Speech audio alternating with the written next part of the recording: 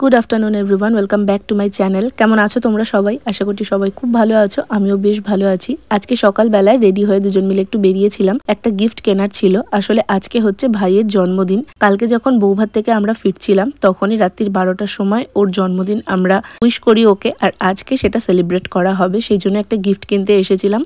আজকে একদম early morning রিন্টুর বেরিয়ে যাওয়ার কথা ছিল, কিন্তু যেহেতু ভাইয়ের জন্মদিন আজকে, সেই জন্য ওকে আমরা কিছুতেই যেতে দিইনি, কিছুটা জোর করেই আটকে দিয়েছি। তো সেই জন্যই আজকের দিনটাও থেকে গেছে, কালকে আবার ও চলে যাবে।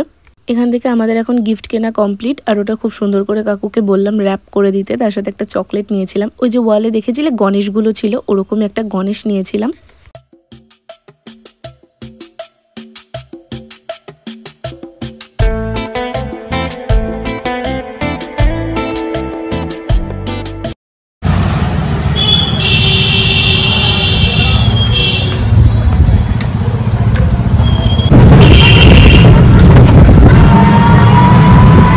বাচ্চা এখন প্রায় 12টারও বেশি। সকালবেলা তো আমরা উঠেইছি প্রায় 10টা বাজে। এই 2-3 দিন ধরে ঘুম হয়নি, তার একটা টায়ার্ডনেস ছিল। এক ঘুমে সকাল 10টা ওঠার পর ব্রেকফাস্ট করে বেরিয়েছিলাম। দেখলেই তো গিফট কিনতে গেছিলাম। এবার বলি গিফট কি পারপাসে। আজকে তো রিন্টু চলে যাওয়ার কথা ছিল, বাট আজকে হচ্ছে দর্পর বার্থডে, মানে আমার আগের ব্লগগুলো দেখে থাকবে, আমার মাসির ছেলে, ওর আজকে জন্মদিন। ওর জন্য একটা গিফট কিনতে গেছিলাম। আজকে ও বাড়িতে খাওয়া দাওয়ার প্রোগ্রাম। তো চলো আজকে সারাটা দিন তোমাদের সাথে শেয়ার করবো, দেখতে থাকো, আশা করছি ভালো লাগবে। আপডেট করতে বসিয়ে টেনশনের শেষ নাই। স্নানে যা 2টো বাজছে, মানুষের বাড়ি বেলা 2টোর সময় যাবো না। অনেকের গ্রিন লাইন এসেছে, শর্মিষ্ঠাদের বাড়ির দিক থেকে সব এদিকে অনেক আগে শোনা আর কি ফুল তুলতে এসেছিল। এরকম আমাদের যে হাতের চেয়ে একটু হয় ওটা এরকম এই দিকটা আর কি এই সাইডে ছিল, ওরকম দেখেছিল। হ্যাঁ হ্যাঁ হ্যাঁ, আমার মার একবার কি হয়েছে, মা যাচ্ছিল মামা বাড়ি, তখন প্রায় রাত্রি 10টা মতন বাজে। মামি ফোন করে ডেকেছিল, সেই পারপাসে মা যাচ্ছিল। তো মা দেখছে ওরকম সামনে একজন মহিলা মাথায় ঘুমটা টেনে হেঁটে হেঁটে যাচ্ছে। মা বলছে এই ঠিক এই পোর্শনটা। মা বলছে, মা অনেকবার জিজ্ঞেস করেছে, মা বলছে আমি এমনি কখনো জিজ্ঞাসাই করি না যে কে কি বৃত্তান্ত।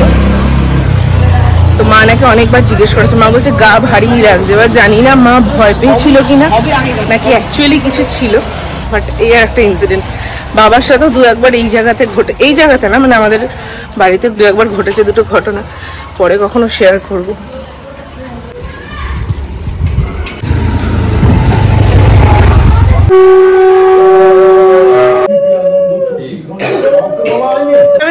যদি মানে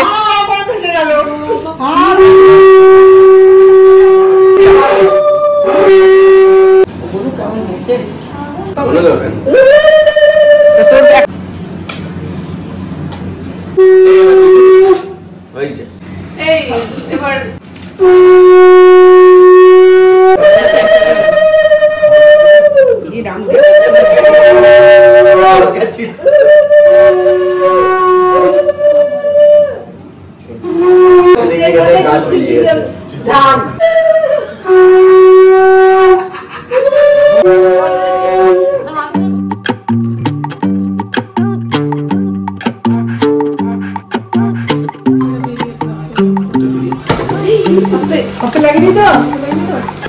না মুখে লেগেছে, লেস ডেঞ্জারাস।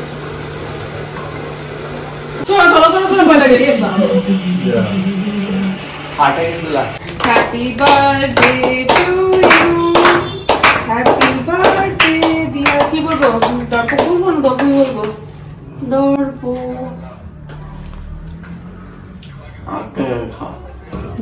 কি বলছে?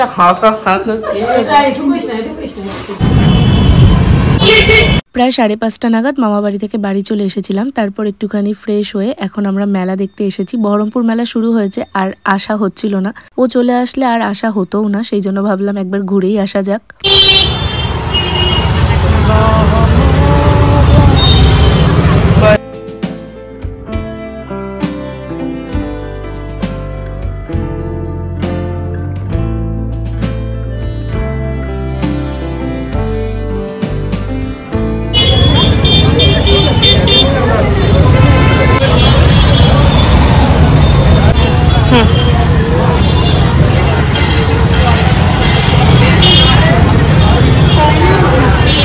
বিয়ের পর প্রথম বছর আমরা বহরমপুর মেলা দেখতে এসেছিলাম, আর তারপর আবার এতদিন বাদে দেখতে এসেছি। মাঝের বছরটা আসাও হয়নি ওই টাইমটায়, আর দেখাও হয়নি। অনেকদিন বাদে এরমভাবে কোনো মেলা ঘুরতে আসলাম।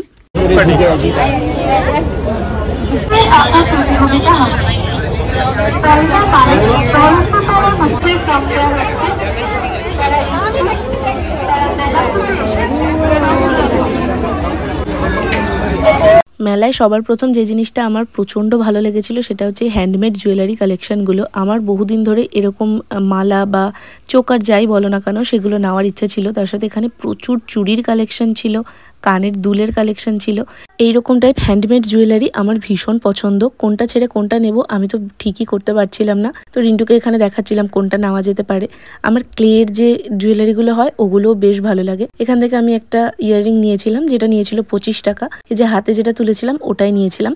আর ওখান থেকে আমি একটা মালা নিয়েছিলাম, যেটা নিয়েছিল 60 টাকা। চুড়িও নেওয়ার ইচ্ছা ছিল, তবে আজকে আর সেরকম কিছু কিনিনি, কারণ আসার আগ দিয়ে আমি রিন্টুকে বলেছিলাম আমি কিচ্ছু কিনবো না। আর মেলায় আসার পর খুচুর খুচুর করে এটা ওটা কেনাই হয়ে যায়।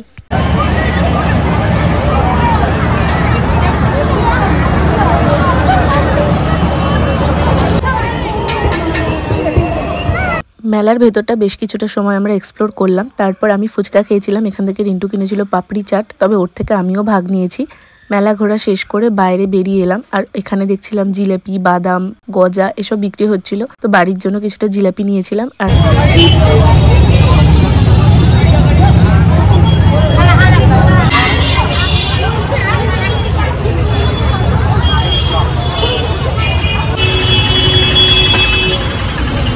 মেলায় এসে জিলাপি, পাঁপড় ভাজা আর বাদাম ভাজা যদি না কিনলাম তাহলে আর কি কিনলাম বলো। তিনটেই কেনা কমপ্লিট। এখন একটা টোটো ধরে সোজা বাড়ির দিকে রওনা দিলাম। রাত্রে ডিনারে ছিল ফুলকো লুচি, তার সঙ্গে চিকেন কষা। ডিনারটা তো বেশ ভালোভাবেই এনজয় করেছি।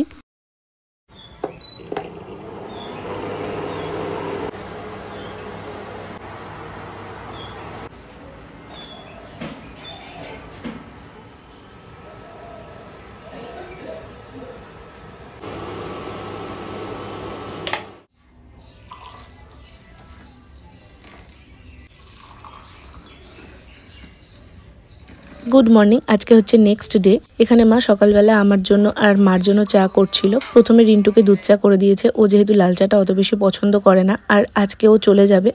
এখন অনেকটাই বেলা হয়েছে, অনেকটা লেট করেই আমরা ঘুম থেকে উঠেছি।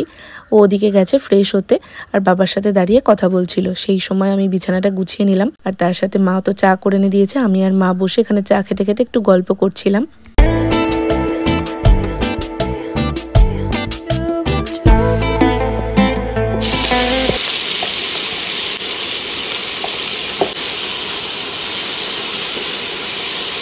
রিন্টুর আজকে প্ল্যান ছিল একদম ভোরবেলা বেরিয়ে যাবে, তারপর বাড়ি পৌঁছে আজকে কাজেও ও জয়েন করবে। তবে অনেকটা হুটোপাটা হয়ে যেত, সেই জন্য বারবার করে ওকে আমি বারণ করছিলাম যে লাঞ্চ করে তারপরে যেন যায়। তো সেই কথা অনুযায়ী মা এদিকে লাঞ্চের প্রিপারেশনও স্টার্ট করেছে।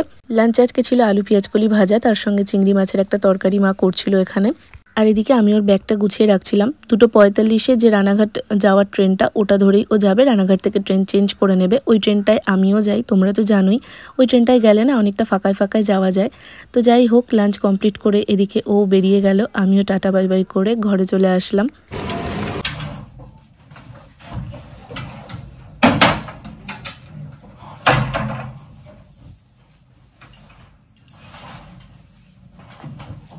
Good evening. সন্ধ্যাবেলা এখানে মা বললো বিছানার চাদরটা তুলে চেঞ্জ করবে, আর একটা বালাপোষ ছিল তো সেটাকে এখন খাটে পেতে দিচ্ছিলাম আমি। এই পেতে শোয়া বড় অসুবিধার। কম্বল দেব, এর ওপর আবার কম্বল দেব, সেটাকে পাতবে আমি রাখবো কোথায়? না না, সে তুমি যেখানে রাখো, কম্বলটাকে তুমি পাতবা না আমি পাতবো? তাহলে আমি একটু হেঁটে আসি, আমার ভালো লাগছে না করতে। ফ্যান চালাও, গরম লাগছে। এই শীতের এক্সট্রা ব্ল্যাঙ্কেট বা কাঁথা কম্বল যাই বলো, সেগুলো রাখার জন্য কোনো জায়গাই নেই, সেই জন্য ওগুলোকে মা এক্সট্রাগুলো খাটে পেতে দিচ্ছিল। মা এখন সাফাই অভিযান শুরু করেছে, জানলা ফানলা সমস্ত কিছু পরিষ্কার করছে। কানাডাতে এখন মনে হচ্ছে এটা করার সঠিক উপযুক্ত টাইম। আমি এদিকে ভালোভাবে একটু ফ্রেশ হয়ে আসলাম। এত একটা বললাম না দুপুরবেলা তোমাদের, এত একটা অস্বস্তি করছে। দেখবে রাতের ঘুম খুব ইম্পর্টেন্ট। রাতের ঘুম যদি না হয় না, তাহলে শরীর একদমই সাথ দেয় না। তো আমার আজকে রাত্রিবেলাতে কোনো ফোন খোঁচানো নয়, আগে আমি ঘুমোবো। তবে এইটা আমি ভাবার পর থেকেই ভাবছি কালকে আমার ব্লগ দেওয়ার ডেট আছে, মানে আমাকে আজকে রাত্রিবেলা ব্লগ আপলোড করতে হবে। আর ব্লগ আপলোড করা মানে তো এখানে অনেকটা লেট হয়ে যায়।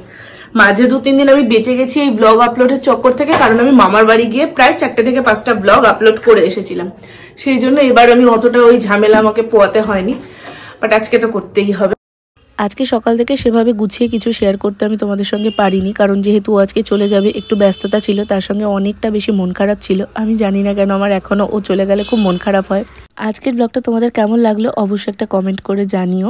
আর ব্লগটা তাহলে এখানেই শেষ করছি। নতুন হলে চ্যানেলটা সাবস্ক্রাইব করে পাশে থেকো। টাটা।